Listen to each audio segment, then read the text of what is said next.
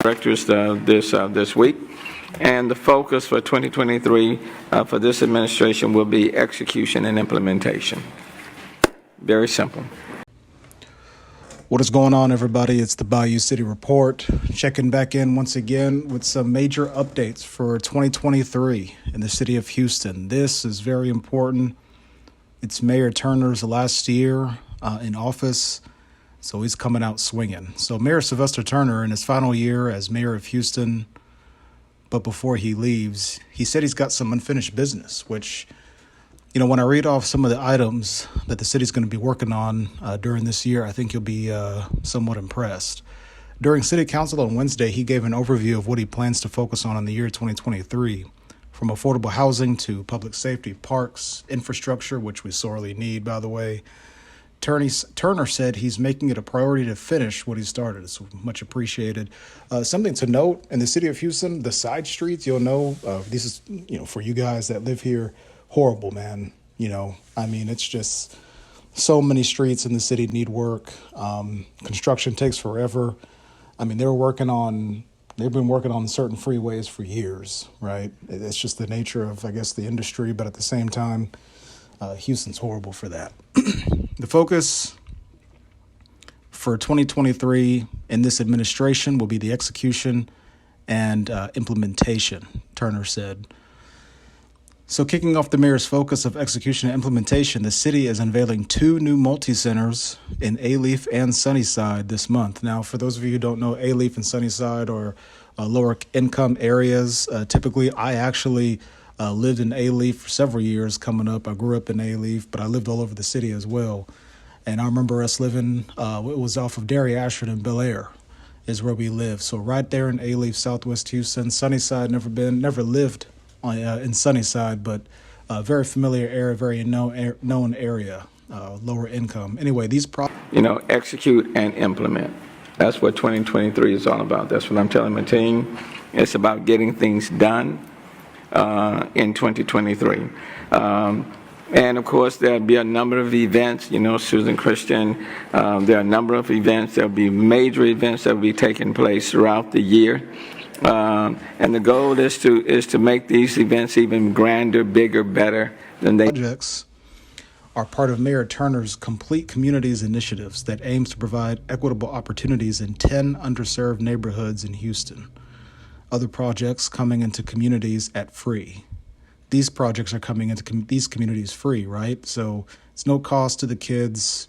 And the Bethune Empowerment Center in Acres Homes is going to be one of the beneficiaries. So Acres Homes is another underserved community in the city of Houston, along with Alief and Sunnyside and a few others. The mayor has stated on numerous occasions that public safety is the city's top priority. Now, I kind of want to stop there and give you guys a quick rundown as to what the mayor plans for 2023. So on January the 16th, we have the MLK parade occurring in the city of Houston. That's going to be a big ordeal. But 2 days before that is when the Alief Multi-Service Center is going to be open, a little bit later date for the Sunnyside Service Center on January the 28th. So these are big deals for these underserved communities. They have been. And just in the month of January, of course, will be the Chevron Marathon. Okay, that's coming up, 20.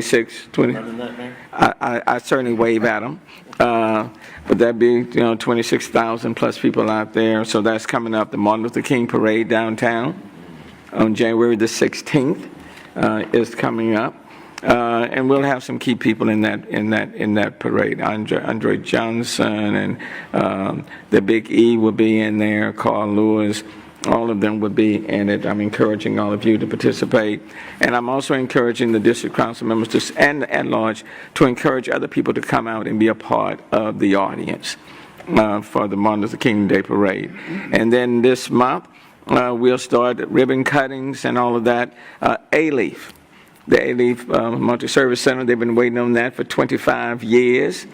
And so that's going to take place on January the 14th.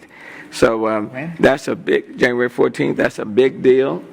It is a state-of-the-art facility, so that is huge, and we're looking forward to that. And then on January the 28th, at 11 a.m. is the Sunnyside Multi-Service Center. They've been waiting on that. And we're going to cut the ribbon on that. All of that taking place just in the month of. Like I mentioned, this is a good move for the city. Now, what's interesting is the mayor came out and he mentioned that in the city of Houston, we had 40 less murders in 2022 than in 2021. So slightly positive movement as far as the murder rate in the city. Let's hope that just continues to decrease. Now, in District B of the city, the mayor plans to add an empowerment center in the various community. And another emphasis that the mayor has is solid waste and illegal dumping. So in the city of Houston, illegal dumping is a big issue, man. Like they'll come out, they're really good at coming out and cleaning up the city. It's just the residents, people just litter, right? They just throw things out. I think, it's just something that's very hard to detect. So what the city plans to do is install cameras around the city. And apparently they've invested several $1 million into this project. I guess we're learning about it just now.